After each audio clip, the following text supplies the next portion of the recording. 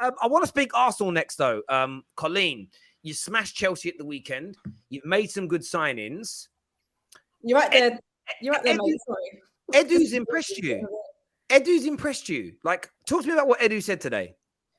So, I mean, for anyone who hasn't seen it, Edu's kind of done a bit of a press tour around a lot of the outlets, Sky and several others, talking about the Kroenkes' investment, their kind of plan and strategy. And from an Arsenal perspective, if we just take it back a couple of years, the Kroenkes only, and someone could correct me, I'm pretty sure it was 2017 when they got full ownership of Arsenal.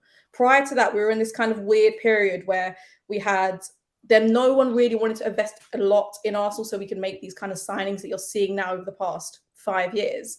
And he's basically come out and said that they're heavily investing in the squad. They want to be back challenging, saying basically all the right things, saying that they would only sign players that are right for Arsenal. So explaining why we would get rid of players who are in 2, 3, 4 years into their contract who just aren't right. So he's kind of pointing out the Aubameyangs and those kind of situations. And from an Arsenal perspective, you know, it's hard not to get sucked in because Edu is not, I think he's almost on legendary status. He's not really my legend, but he's part of the Invincibles, right? And he has that kind of mentality. And you have him going in interviews being like, do you know what? Why he's walking into the club and he said, why is everyone just saying this is okay? He's like, fuck this. Why is everyone okay with how Arsenal are now?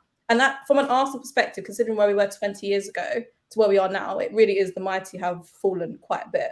And this is kind of what Arsenal fans have been wanting to see. We want to see the investment. We want to see the owners care, and that Arteta and Edu are reading from the same hymn sheet. They only want players who are right and who want to play for Arsenal. So in terms of a PR spin, if you like a spin, he's done 10 out of 10 there, to be sure, for sure. Yeah, I mean, I listened to some of it. Listen, some of it is PR. So the whole Rafinha made it very clear he only wanted... I knew you were going to bring that up. No, because of course it's... And this is the thing, though. Like, when your club sells you PR, but you're growing and you're getting better and you're successful, people lap it up and they're happy to take it. And managers do PR every game. Like, do I believe 100% that Ten Hag's happy with every player and is fine just to develop this squad? Or do I think Ten Hag really wants the club to go out and get more? You don't need someone to say it to know what they want. Does that make sense? And I think Edu's always going to say, listen, we're not gutted about losing out on Rafinha. He always wanted Barca. It was a long shot. You know, he's never going to come out and go, we're so gutted. And of course they are gutted. But I listened to him today and it was refreshing. And for me, what I liked about what Edu said is he's put some pressure on the players, the manager, and they're given an expectation out to the fans. They've kind of set a standard. Does that make sense? Like where we want to get to. And he kind of spoke about how he understands that Liverpool and City are there, but you've got to try and take them down. And I've been saying to Arsenal fans for years now, the step change is needed. But you're a big Arsenal football club. That's never been an insult. I've never meant that sarcastically. You're a massive, massive football club. And the only thing you should be aiming for is to challenge for titles. And his words were, I want to win. A club like Arsenal, our size, is not building to fight for fourth place. I'm sorry. There's City and Liverpool. That's fine. I accept that. But also you can't accept that when you join this club. We cannot accept it. And that's the point. And people will laugh sometimes. And Arsenal fans go, we've got to try and catch City and Liverpool. But you're spending enough money to. And this is the point. Like, City and Liverpool are not in front of the other clubs because they spend more money. It's because they've been run better. They've been more consistent. They've got world-class coaches and they've developed things over time. That's why they're number one and number two. Not That's just battle, isn't it? It's exactly. Even Tottenham, that what's the point of not aspiring or at least trying to either get back to where you were or trying to knock off City and Liverpool? If you're part of this top six, that should be the overall goal. No matter where you are in your project, no one's goal here is just to get to top four and be like content with that. The overall goal for all of our clubs here is to win the league at some point and to dethrone City or Liverpool, at least get in that kind of mix with them each season where it's competitive. And that he's saying the right things, but you know, they're investing a lot. We're seeing it over the past 5 years, but proof's in the pudding. So we have, it's all words and investment, but now it's up to the players and Arteta.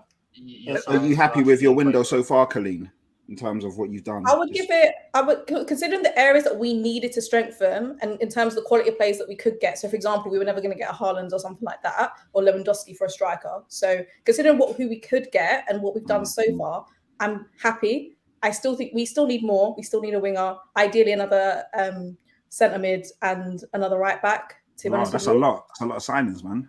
It is a lot, but we've already filled in quite a few holes from what we already needed to begin with. So I don't think we're going to get it all. This is what I personally think. Some people are content with the right back situation, for example. Some people think that Partey or even Xhaka or Lokonga will be able to do a job if Partey comes out injured, or do like a double pivot in a midfield. So it kind of depends on the perspective you're coming from it at. But Edu's already, and Arsenal, and the noises around Arsenal's already said that they're not done spending. We've been hearing about the midfield and a right winger, which is what we need. But so far, they're filling the holes that we need. So I can't complain so far. It's not like we've done nothing for now. I feel like I do need to retract my Gabriel Jesus is just a Brazilian Lukaku statements. He might be slightly better than that. He might actually have a little bit about him, Gabriel Jesus. Just slightly. I've still got my reservations. Still don't think he's a elite level striker, but he's a bit better than Brazilian Lukaku levels. I'll give him that. And he was very good again against Chelsea. Very, very good. He's scoring more than Nunes this season, do you reckon? That's actually not a bad shout.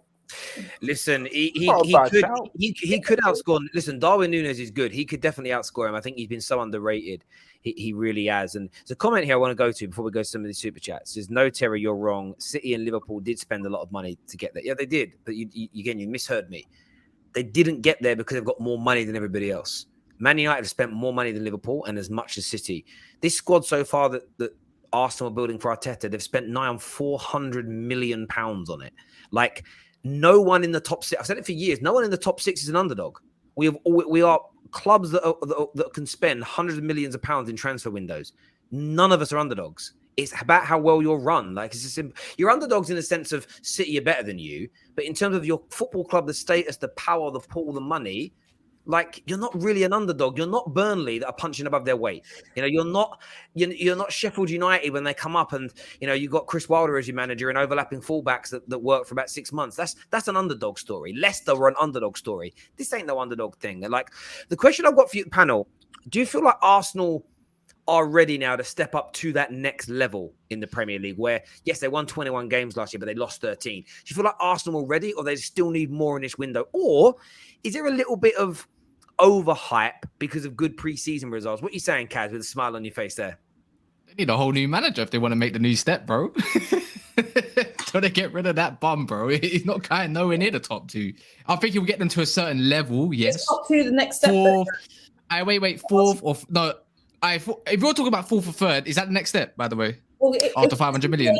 After 500 million. After 500 million. After 500 million. If I remember correctly, was there not an interview about saying something about a title charge, Odegaard with a confidence? Was it him? I'm pretty sure something along those lines. Realistic. For me personally, the next step, I cannot expect the next step to be second from where we've just come from. That's not realistic. I even said at the back end of last season, the realistic next step is to get back into Champions League football via the league and then solidify it again next season. I don't think second is from where we are now is the next step. As much as I would like it to be, I don't think that's realistic. Oh yeah, okay. If you're talking about fourth or third, that is the next step, I suppose. So it is quite realistic. I'll give you that much. To be fair, I'm not gonna be a donut about it. But then again, it's like, is he gonna get that? Is he gonna get that time if he does finish fourth or third? Would they think it's enough? No, we've invested 500, maybe even more million into your squad of what you want to do. Is that enough to be fourth or third? That's not a trophy. I feel like Arsenal need a trophy next season, big time as well. And to be fair, he's won an FA Cup. He's won an FA Cup. So good on Arteta on that note. He might prove me wrong. He might not be a bum. He might come into his fruit, like obviously his fruits in it. Obviously might show. So it might happen. I'll literally be the first one to say, you know what? Everything I've said about Arteta, you know what? I'm wrong. Like, he's not a bum, innit? Like, at the end of the day, and it was just shameless banter. But I don't really rate him just yet, and I feel like he needs a trophy and third or fourth place, definitely. As much as Spurs as well, they need a trophy, and they need to show that they can challenge a little bit more, I'd say. But Conte's not even second season, it's his first full season, so you got to give him a little bit of credit. But they need a trophy as well. This is the thing. I think they can get to if third or fourth is the next step. I think they can get there this season. I don't think they will, because I think Arteta will put a lot more focus on the Europa League because they've got a major chance of winning that, and that will be a big thing for them to win, big thing for the club. So I could very well see them focusing on the back end of the season on Europa League, maybe getting a few more starters in the Europa League teams than they were doing originally. I think I think they'll make it. Well, it depends where you are in the league. The season that United won the Europa with Jose, because we were on the outside of the top 4 race, he put all those. We ended up having a really bad end to the season because he put all the eggs in that Europa League basket. But if Arsenal was sitting third, like mid-season, clear by 5, 6, 7 points, like they'll prioritize the league because like you're there, aren't you? Like knockout football is so unpredictable. A great comment here from Daly says, if Arsenal win the league, have they bought it? $500 million. It's funny, actually. Well, no comment from me. Gooners can't take banner.